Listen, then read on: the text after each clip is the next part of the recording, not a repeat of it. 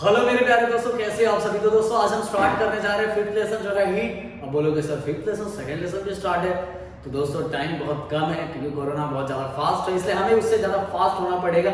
हम छोटे छोटे टॉपिक दोनों साइड से करवाते जाएंगे तो हमारा ये लेसन भी कवर होगा, वो लेसन भी कवर होगा। अब बोलोगे सर एक लेसन आपने हाफ पे रखा है, सही बात हो, हाफ पे क्यों रखा है उसका रीजन है, ये दोनों लेसन खत्म होने के बाद मैं आपको बताऊंगा। ओके दोस्तों, ओके तो लेसन का जो नाम है lesson number 5 heat. In this lesson we can cover latent heat, anomalous behavior of water, specific heat capacity, regulation and dew point and humidity. Okay दोस्तों, तो इतने टॉपिक को हम कवर करने वाले हैं। बहुत ज्यादा सिंपल है सर, सिंपल सिंपल बोल के हमारी जान मत लिया करो सर, हमें करना है, कोई टेंशन लेकर दोस्तों फोकस करोगे, अच्छे से समझोगे, प्रैक्टिस मेरे साथ करते जाओगे तो आपके लिए टॉपिक बहुत सिंपल हो जाएगा। नहीं जो भी प्रैक्टिस नहीं करेगा, मैं भी आपकी जगह में प्रैक्टिस नहीं करूंगा तो मेरे लिए भी हार्ड हो जाएगा। तो हार्ड नहीं, बहुत हार्ड होना चाहिए, मतलब सिंपल। ओके तो दोस्तों ये आपको कलरफुल कुछ दिखाई दे रहा है, बहुत अच्छी अच्छी चीजें जो हमारे दोस्त चिराग ने बनाया हुआ है, बहुत अच्छा।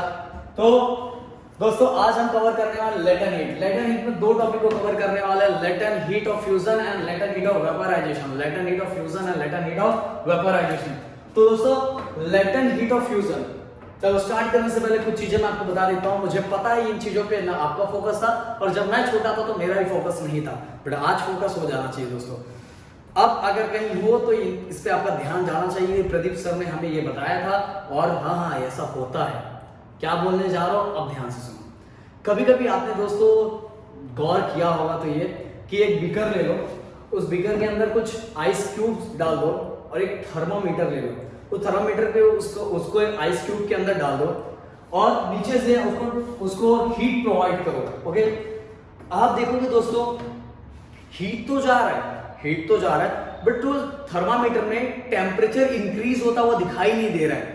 0 के बाद 1 इंक्रीज होता हुआ दिखाई नहीं दे रहा। कुछ टाइम तक, मैं हमेशा तो नहीं बोल रहा हूं, कुछ टाइम तक आप अगर पूरा फोकस लगा के देखोगे हीट प्रॉपर वे में जा रहा है बट टेम्परेचर थर्मामीटर में इंक्रीज होता हुआ दिखाई नहीं दे रहा है। तो हीट जा कहां रहा है, वो हीट यूज कहां हो रहा है, ध्यान देना अच्छे से। हाँ मैंने क्या बोला दोस्तों, मैंने बीकर ले लिया, ऐसा नहीं है, मस्त सा डायग्राम चिराग बाबू ने बनाया हुआ है। ओके तो ये आइस क्यूब है, इसके अंदर बीकर के अंदर मैंने डाल दिया। बीकर के अंदर डालने के बाद मैंने यहाँ थर्मामीटर लिया और यहाँ मैं इसको हीट प्रोवाइड कर रहा हूँ, बर्नर का यूज करके मैं हीट प्रोवाइड कर रहा हूँ। आप देखोगे जैसे मैं हीट प्रोवाइड करूंगा तो थर्मामीटर में टेम्परेचर रेज होना चाहिए, पर रेज होता नहीं, बढ़ता नहीं है। क्यों नहीं होता, हीट जाता कहां है?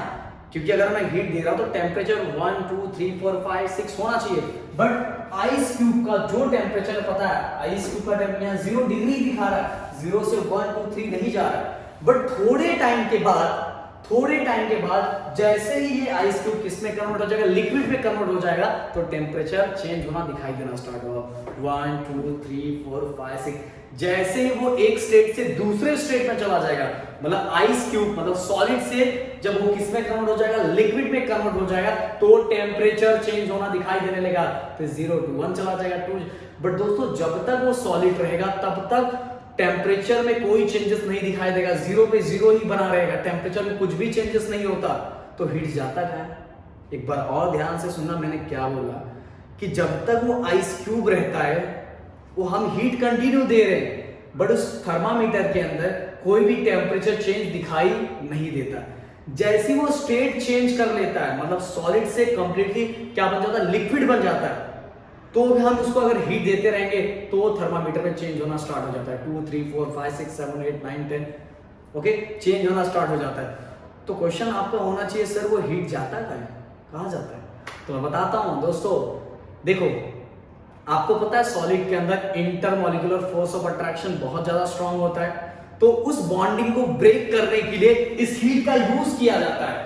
अगर हमें किसी के बॉन्डिंग को ब्रेक करना है तो हमारी एनर्जी स्ट्रांग होनी चाहिए। सेम टू सेम यहां भी सॉलिड का इंटरमॉलिक्यूलर फोर्स ऑफ अट्रैक्शन बहुत ज्यादा स्ट्रांग रहता है। इस इंटरमॉलिक्यूलर फोर्स ऑफ अट्रैक्शन को ब्रेक करने के लिए इस हीट का यूज कर लिया जाता है, इसीलिए थर्मामीटर में कोई भी टेम्परेचर रेज हुआ बढ़ा हुआ दिखाई नहीं देता, 0 का 0 ही दिखाई देता।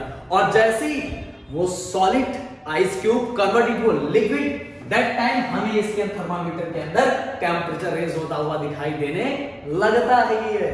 ओके दोस्तों, एक स्टेट से दूसरे स्टेट में, एक स्टेट को ब्रेक करने के लिए वो हीट को यूज कर लिया जाता है, उस बॉन्डिंग को ब्रेक करने के लिए, वीक करने के लिए उस हीट का यूज कर लिया जाता है। इसीलिए हमें वहां थर्मामीटर में कोई भी टेम्परेचर इंक्रीज होता हुआ दिखाई नहीं देता। पर जैसे वो स्टेट चेंज हो जाता है तो हमें टेम्परेचर रेज होता हुआ दिखाई देता है। जब तक स्टेट चेंज नहीं होता तब तक कोई भी टेम्परेचर का चेंजेस दिखाई नहीं देगा। ओके दोस्तों, अब हम इसके अंदर आ जाते हैं। Heat energy absorb at a constant temperature during transfer, दूसरे वाले पार्ट, चलो उसको मैं लास्ट में बताऊंगा, पहले एक एक पार्ट हम लेते जाते हैं, नहीं तो आप कंफ्यूज हो जाओगे। ओके, तो दोस्तों हमने आइस क्यूब वाले पार्ट को लिया है, हमने सॉलिड से किस में कन्वर्ट किया, लिक्विड में कन्वर्ट किया। ऐसा ट्रांसफॉर्मेशन जहां होता है, ऐसा हीट एब्जॉर्ब करके, जहां ट्रांसफॉर्मेशन ऐसा होता है, हीट एब्जॉर्ब किया और हीट एब्जॉर्ब करने के बाद क्या हुआ, it convert into a liquid. वो किस में कन्वर्ट हो गया, लिक्विड। सॉलिड जो था किस में कन्वर्ट हो गया, लिक्विड में। और ऐसी ट्रांसफॉर्मेशन के टाइम जो हीट यूज किया जाता है, उसी प्रोसेस को हम क्या बोलते हैं, लेटेंट हीट ऑफ फ्यूजन। क्या बोलते हैं, लेटेंट हीट ऑफ फ्यूजन। जब सॉलिड को किस में कन्वर्ट किया गया, लिक्विड में, और उस टाइम जो हीट एब्जॉर्ब किया गया, उसी प्रोसेस को हम क्या बोलते हैं, लेटेंट हीट ऑफ फ्यूजन। तो दोस्तों यही तो लिखा है, the heat energy absorb at a constant temperature. Temperature change हो रहा है, नहीं चेंज हो रहा है। जब तक पूरा स्टेट चेंज नहीं हो जाएगा तब तक टेम्परेचर चेंज होने वाला नहीं है। तो heat absorb at a constant temperature during transformation of solid into a liquid is called the latent heat of fusion. Okay, heat absorb at a constant temperature कब, जब सॉलिड से किस में कन्वर्ट इनटू अ लिक्विड, और इसी process को हम क्या बोलते हैं, लेटेंट हीट ऑफ फ्यूजन। ध्यान देना एक बार और, the heat energy absorb at a constant temperature. Pradeep sir ने बताया था कि थर्मोमीटर में तब तक कोई चेंजेस नहीं दिखाई देगा जब तक वो पूरी तरह से क्या बन जाए, लिक्विड। क्या बन जाए, लिक्विड। इसीलिए टेम्परेचर क्या रहता है, कांस्टेंट, जैसा रहता है वैसे का वैसा ही रहता है, कोई भी चेंजेस नहीं होता है मेरे दोस्त। ओके, तो the heat energy absorb at a constant temperature during transformation of solid into a liquid is called a latent heat of fusion। जब सॉलिड को लिक्विड में कन्वर्ट होते टाइम, सॉलिड को लिक्विड में कन्वर्ट करते हैं ना, हम हीट क्यों देते हैं, हीट क्यों देते हैं, सॉलिड को लिक्विड में कन्वर्ट करवाने के लिए ना। तो जब हीट एब्जॉर्ब किया जाता है to convert solid into a liquid, और उस टाइम जो हीट एब्जॉर्ब किया जाता है उसी प्रोसेस को हम क्या बोलते हैं, लेटेंट हीट ऑफ फ्यूजन। कितने बार बोलूं, समझ में आ गया होगा दोस्तों।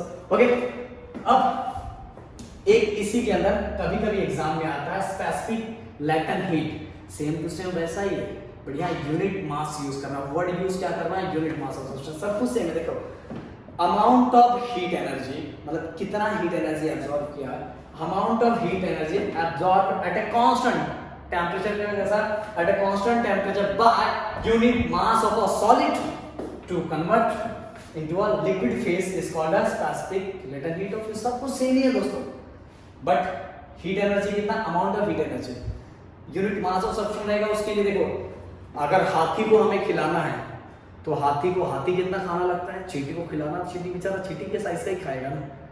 तो हमें कंडीशन, जितना आइस अगर छोटा सा आइस है तो हमें हीट भी उसको कम ही लगेगा, उसको कन्वर्ट करने के, ब्रेक करने के लिए। अगर ज्यादा आइस है तो हमें उसको ब्रेक करने के लिए ज्यादा क्या लगेगा, हीट लगेगा। इसीलिए यहाँ स्पेसिफिक हीट का amount of heat energy absorb at a constant temperature by unit mass of solid to convert into a liquid phase is called a specific latent heat of fusion. Okay दोस्तों, ध्यान देना। फिर एक बार और बताता हूं, हीट एनर्जी एब्जॉर्ब कौन एब्जॉर्ब कर रहा है, आपको पता है कौन एब्जॉर्ब करेगा, कोई जो सॉलिड रहेगा, सॉलिड पार्ट रहेगा, बट कैसे, एट अ कांस्टेंट टेम्परेचर पे, eight a constant temperature transform solid into a liquid, और इसी प्रोसेस को हम क्या बोलेंगे, लेटेंट हीट ऑफ फ्यूजन। दोस्तों बार बार बता रहा हूं, समझ लो अच्छे से।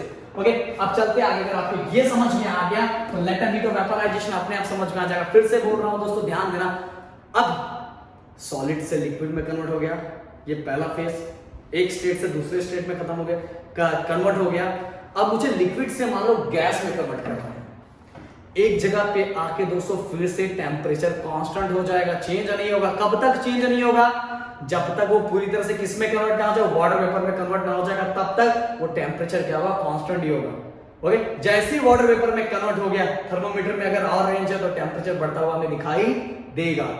बट लिक्विड से जब तक किसमें कन्वर्ट हो रहा है, किसके अंदर? वाटर वेपर में। जब तक कन्वर्ट हो रहा है तब तक कोई भी चेंजेस हमें दिखाई नहीं देगा। हाँ, जब कन्वर्ट हो गया तो क्या होगा? चेंजेस दिखाई देगा। सॉलिड से लिक्विड कन्वर्ट हो रहा है तो latent heat of fusion, liquid से वाटर वेपर कन्वर्ट हो रहा है तो latent heat of vaporisation. Okay, देखो दोस्तों, the heat energy absorbed at a constant, state change हो रहा है, टेम्परेचर क्या होगा? कांस्टेंट। क्योंकि उस हीट का यूज किस लिए किया जाता है? बॉन्ड को ब्रेक करने के लिए। ओके, बॉन्ड को जो बॉन्डिंग होता है उनको क्या किया जाता है? ब्रेक करने के लिए उस हीट का यूज कर लिया जाता है। इसलिए थर्मोमीटर में टेम्परेचर रेज होता हुआ दिखाई नहीं देता है। The heat energy absorbed at a constant temperature during transformation of liquid into a gas या water vapor, okay, into gas is called a latent heat of vaporization. Okay, अब same to same मेरे दोस्त ये भी वैसा ही है।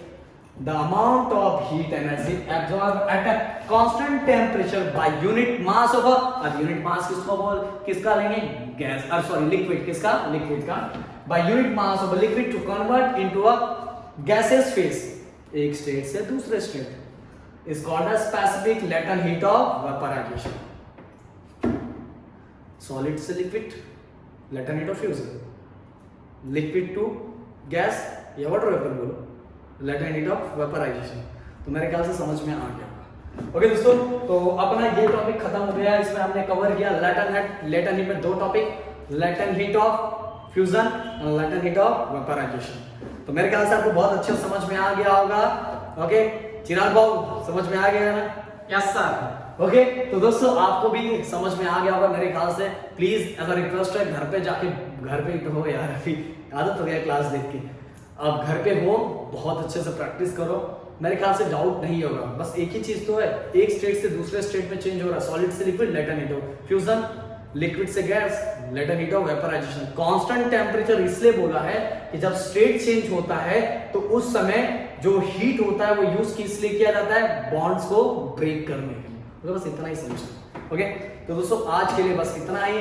हम मिलते हैं नेक्स्ट वीडियो में और न्यू टॉपिक के साथ, जो है हमारा मस्त वाला टॉपिक है एनोमलस बिहेवियर ऑफ वाटर या तो रेजोल्यूशन। ये दोनों में से एक टॉपिक लूंगा मैं, चाहता हूं पहले रेजोल्यूशन लूं, फिर इसके बाद एनोमलस लूंगा।